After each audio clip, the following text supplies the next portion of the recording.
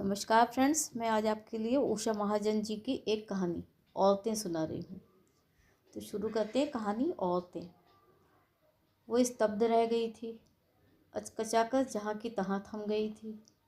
अविश्वास से माँ के चेहरे को ताकने लगी थी कि क्या सचमुच ही उसकी माँ के मुँह से निकले शब्द थे वे। वो समझ नहीं पा रही थी कि मुँह का कौर निगले या उगल दे। वैसे तो इससे पहले भी माँ से अनगिनत बार उसकी झड़पें तू तू मैं होती रही थी। इससे पहले भी पता नहीं कितनी बार किन किन बातों को लेकर माँ उसको बुरा भला कहती रही थी, कोसती रही थी। दूसरों के मुकाबले ढीली ठहराना तो जैसे उसका शगल बन गया था। हमेशा तेरे साथ ऐसे ही होता क्यों होता है, विनीता को देखकर कितनी ही बार टूटती रहती थी वो उसकी ऐसी बातों पर। कई बार तो पलटकर बुरा सा जवाब भी देती, कुड़ती बिसोती रहती घंटों अकेले में। पर फिर उसकी हालातों मन स्थितियों का सोच मन ही मन माफ़ कर देती। माँ को भला क्या दोष देती, उससे भी आखिर कितना रूठती, क्या शिकवा गिला करती। खुद माँ ने ही ऐसी कौन सी जन्नत देखी थी इस घर में। सारी उम्र बीत गई थी उसको इसी घर परिवार की चार दीवारी के भीतर।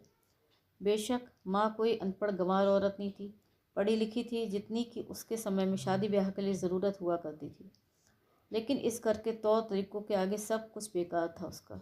उसकी काबिलियत, उसका हुनर, उसका रूप गुण, सब कुछ। पापा की मर्जी के बिना कभी कुछ नहीं कर पाई थी यहाँ।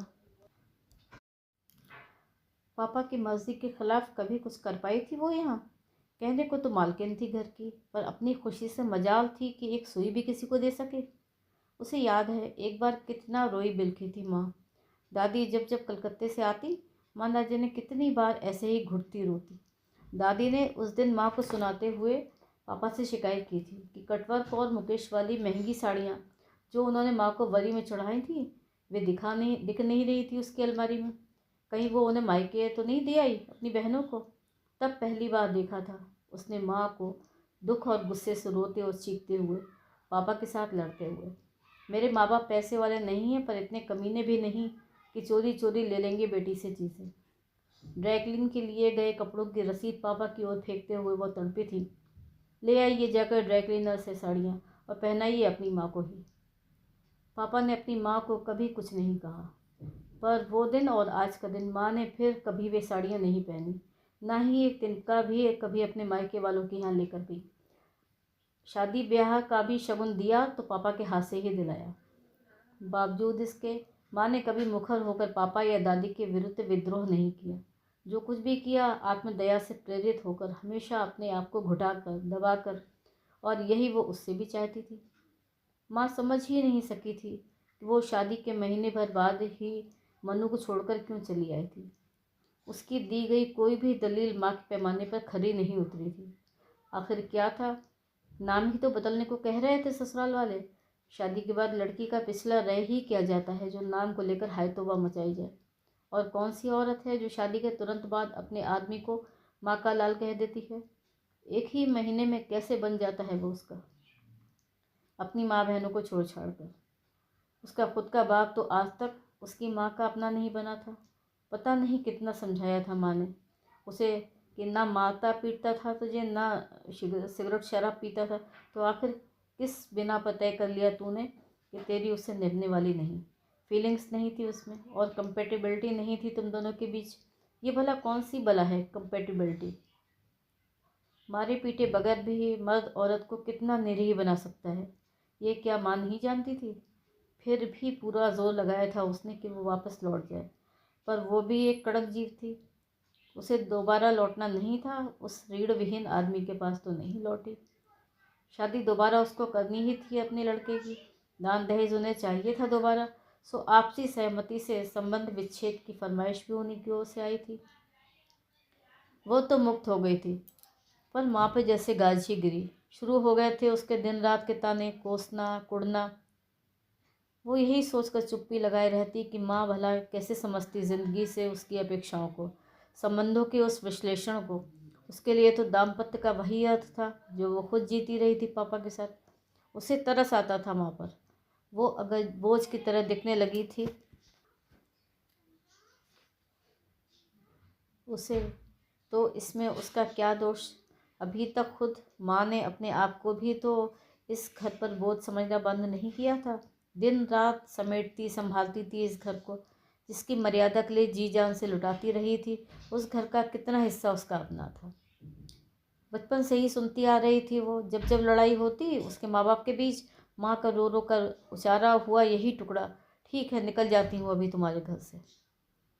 बच्ची थी तब, बड़ी हैरानी होती थी उसे माँ के मुँह से ये सुनकर। तो क्या ये घर उसकी माँ का नहीं था, सिर्फ उसके पिता और भाई का ही था, उसकी बहन का और उसका भी नहीं? क्योंकि जब जब माँ यही तो कहती थी उन दोनों से, भाई जाता है तो जाता रहे, तुम दोनों को कहीं नहीं जाना, किसी रात रंगत की पार्टी में कहीं कोई ऊंच नीच हो गई तो। लड़कियों को पराए घर जाना होता है, इसलिए संभल कर रहना। पराए घर मतलब कि ये घर भी अपना नहीं और वो घर भी पराया? तो कहाँ होता है लड़की का अपना घर, वो घर जिसे वो पूरे हक के साथ अपना कह सके?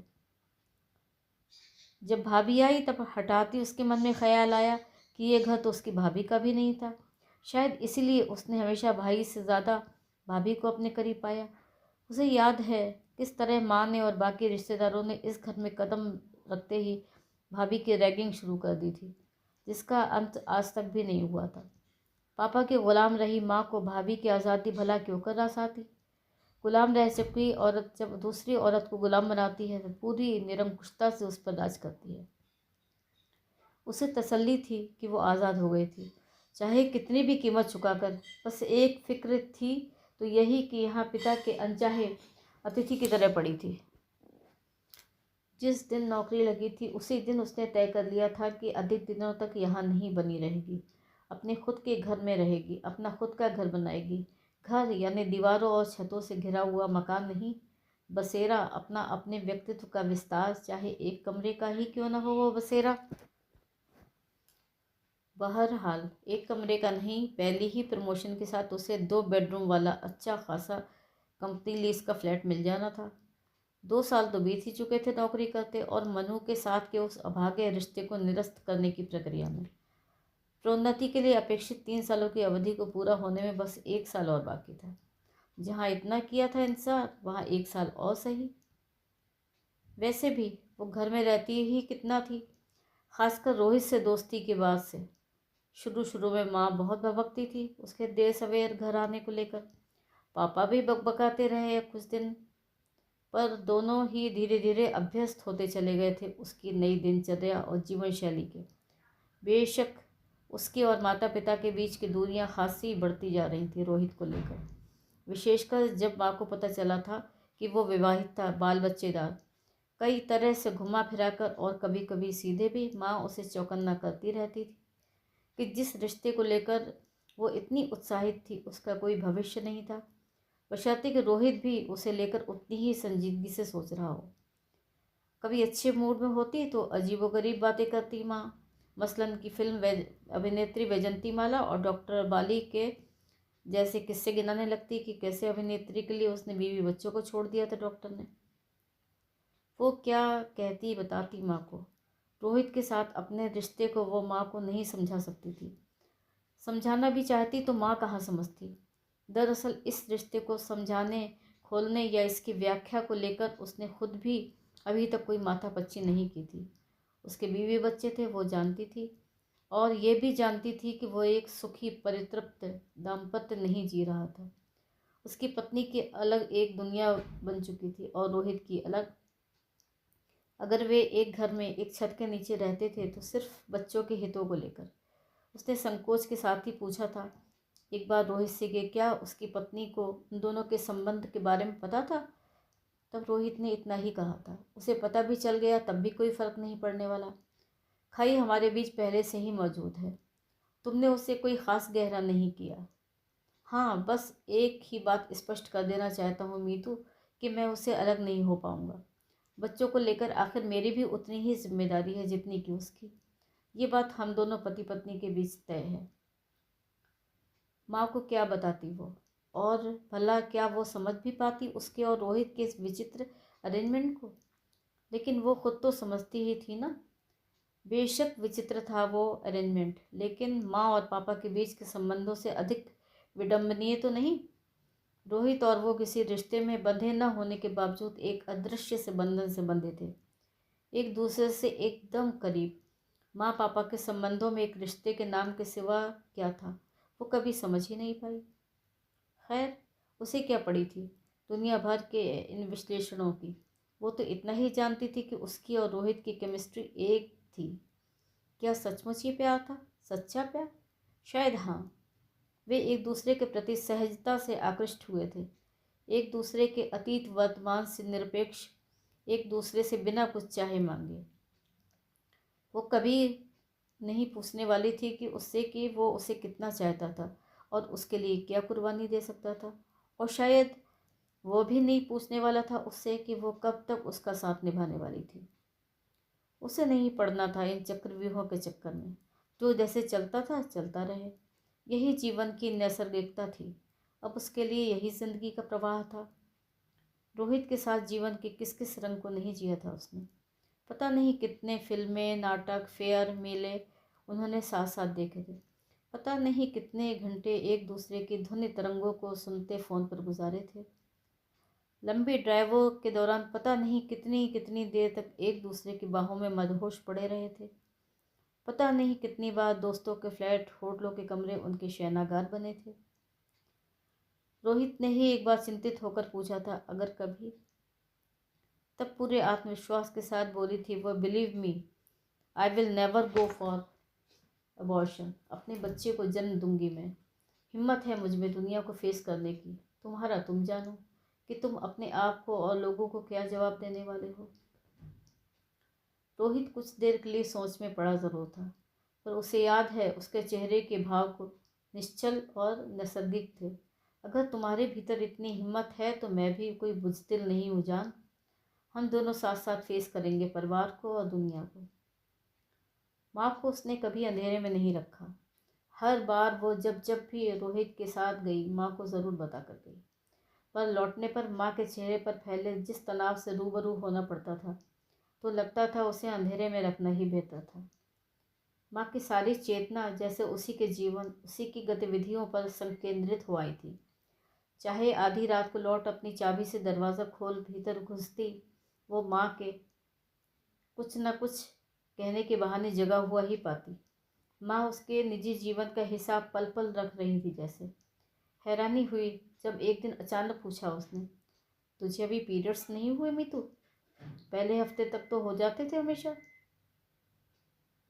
इन्हीं सब बातों ने उसके निर्णय को इस एक बार के लिए मजबूत कर दिया था कि अब वो यहाँ से शिफ्ट ही कर जाएगी।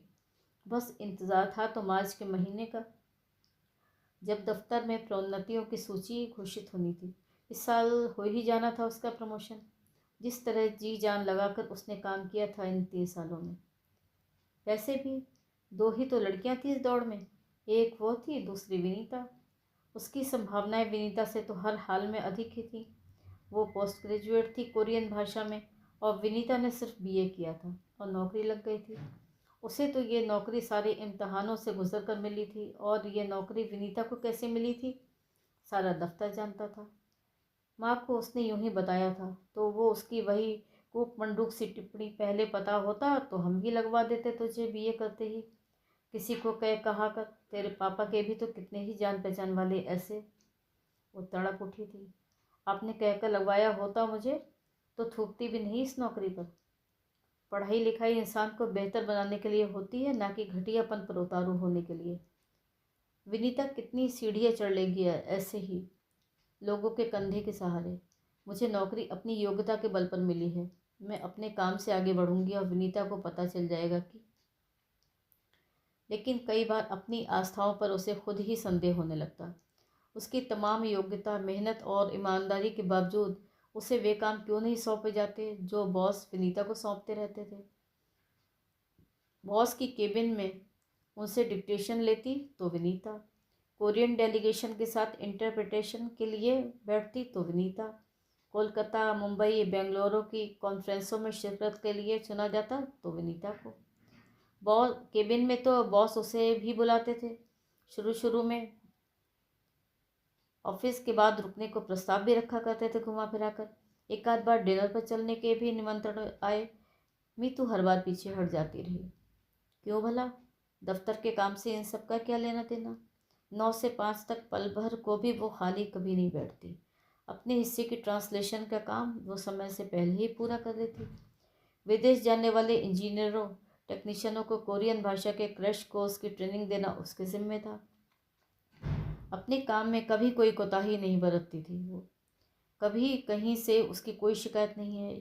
उसे पूरा यकीन था कि विनीता अपने आप को चाहे कितना अवेलेबल बनाती रहे बॉस के लिए, योग्यता और काम को आंकने के वक्त उसको बॉस भी नहीं नकार सकते थे। आखिर बॉस को भी अपनी अंतरात्मा को जवाब देना था। उसकी कॉन्फिडेंशियल रिपोर्ट में ऐसा भला क्या लिख सकते थे वे कि उसको अवधि पूरी होने के बाद इस साल प्रमोशन नहीं मिलता। मार्च महीने की इस 24 तारीख का उसने बेसब्री से इंतज़ार किया था। सबसे ज़्यादा तो इस आस को लेकर कि उसके साथ ही उसे कंपनी लीज का अपना फ्लैट मिलने वाला था। उसे तो कमरों के पर्दों का रंग भी रोहित के साथ डिस्कस कर लिया था। उस पूरे दिन उसका दिल रह रह कर धड़कता रहा। तरह तरह की अफवाहें दिन भर उड़ती रही थी दफ्तर में। उससे लंच तक ठीक से न खाया गया था। आखिरकार छुट्टी के वक्त 5 बजे ही जारी हुई थी प्रोन्नतियों की सूची। उसका प्रमोशन नहीं हुआ था। विनीता को मिल गया था अगला ग्रेड। शायद पहली बार उसे अपनी असहायावस्था पर ऐसा निर्मम एहसास हुआ था। ऐसी वो तब भी नहीं टूटी थी जब मनु के साथ विवाह बंधन को तोड़ वापस घर लौटी थी। वो उसका अपना निर्णय था। इस निर्णय ने तो उसे और हर किसी को आंख में निकम्मा और निर्बल साबित कर दिया था। क्या मुंह दिखाएगी वो माँ को और रोहित को? घर जाने वाली स्टाफ बस में विनीता का सामना करने की कतई इच्छा नहीं थी उसे, और ना ही इतनी जल्दी घर पहुंचने का कोई तुक बनता था। माँ को खबर विनीता के जरिए ही मिल जाए तो अच्छा। माँ के दुनिया भर के अनचाहे सवालों से तो मुक्ति मिलेगी। अगल बगल ही तो घर थे उसके और विनीता के। पहुंचते ही किसी न किसी तरह खबर लगा ही लेगी माँ को। नौकरी मिली थी जब विनीता को, तब भी उसका भाई मिठाई लेकर सबसे पहले उसके घर ही पहुंचा था। उसे लिवाने और छोड़ने के लिए आई बॉस की भेजी लंबी कारों को माँ अपनी खिड़की से ही तो देख लेती थी। उस वक्त वो सिर्फ अपने आप के साथ रहना चाहती थी। हैरान थी कि उसके भीतर इस क्षण रोहित से मिलने की भी कोई इच्छा नहीं थी। दफ्तर के बाहर से उसने 3 व्हीलर किया। कहाँ जाना था वो अब तक तय नहीं कर पाई थी। बस चालक के पूछते ही उसे पता नहीं क्या सूझा कि उसने उसे प्रशांत विहार चलने का निर्देश दिया। सुना था इस मोहल्ले में चौथे तल्ले वालियों ने अपनी छतों पर एक कमरे की बरसातियाँ बना रखी थी किराए पर उठाने के लिए। इस शहर में नौकरी पर आने वाले छड़ों और अकेली लड़कियों की मजबूरी के चलते उनकी पौबारा थी। मुंह मांगे किराए मिल रहे थे उन्हें। बदहवास सी पता नहीं कितनी सीढ़ियाँ चढ़ती उतरती रही थी वो। थकी हारी सी घर लौटी थी तो सोचा था कि माँ इंतजार कर सो चुकी होंगी अब तक। दरवाज़ा उसने अपनी चाबी से ही खोला था, पर माँ जागती बैठी थी। उसे थोड़ी सी हैरानी भी हुई कि आज हमेशा की तरह देर से लौटने की बाबत कुछ क्यों नहीं पूछा माँ ने। उसे देखते ही वो उठी और खाना गर्म करने चली गई थी। अभी एक ही कौर डाला था मुंह में उसने कि माँ के शब्दों ने जैसे दहकता हुआ लावा उड़ेल दिया कानों में। विनीता का प्रमोशन हो गया? हाँ। संक्षिप्त सा उत्तर देकर उसने खाना खाने में मशगूल दिखने का प्रयास किया। तेरा क्यों नहीं हुआ? उसके लिए यह अप्रत्याशित था। माँ से ऐसी क्रूरता की अपेक्षा नहीं थी उसे। कुर्सी को पीछे ढकेलती वो गुर्राई। हाँ, नहीं हुआ क्योंकि मैं विनीता की तरह रात बिरात बॉस की गाड़ी में नहीं लौटती थी। माँ ने अपनी सपाट समतल आवाज़ में उससे आंखें मिलाते हुए कहा, तो तू कौन सी दूध की धुली है? बॉस की गाड़ी में ना सही, अपने उस यार की गाड़ी में तो तू भी। वो अवाक, हतप्रभ। क्या ये माँ ने कहा? उसका कलेजा कांप उठा। माँ ने उसको और विनीता को एक ही कटघरे में खड़ा कर दिया था। माँ क्या इतना भी नहीं जानती थी कि अपने आप को बेचने और अपनी इच्छा से किसी को समर्पित हो जाने के बीच क्या फ़र्क होता है? सहसा ही क्रोध और आक्रोश से फड़फड़ाते उसके नथुने शांत होने लगे। वो अपनी माँ को गहरे से ताक रही थी। हिजाब से काले किए बालों वाली अपनी थुलथुल सी माँ उसे किसी बूढ़ी वेश्या सी लगी, जो सिर्फ रोटी कपड़े और छत के लिए ताउम्र उसके पिता को अपना जिस्म बेचती रही थी। उसे अपनी माँ पर तरस आया। नहीं, उसे अपनी माँ की बातों का बुरा नहीं मानना चाहिए। शायद ये सचमुच ही नहीं जानती संबंधों के बीच के फ़र्क को। हाथ का कौर वापस प्लेट में रखते हुए वो उठने ही वाली थी कि उसने माँ को अपनी तरफ देखते हुए पाया। खाना तो खा ले। माँ की ओर देखते हुए टप टप 2 गर्म बूंदें उसकी आंखों से खाने की प्लेट में गिर पड़ी। माँ उसके एकदम करीब आ गई। उसके सिर को सहलाते हुए उसने छोड़ा हुआ कौर उसके मुंह में ले जाते हुए पूछा, रोहित को बताया? उसने पाया माँ की आंखों की कोरें भी भीगी हुई थी। वो समझ नहीं पा रही थी कि क्या सचमुच ही वो अपनी माँ को पहचानती थी। तो ये थी आज की कहानी औरतें। कहानी सुनने के लिए बहुत बहुत धन्यवाद। कहानी पसंद आई हो तो कमेंट बॉक्स में कमेंट ज़रूर लिखिएगा।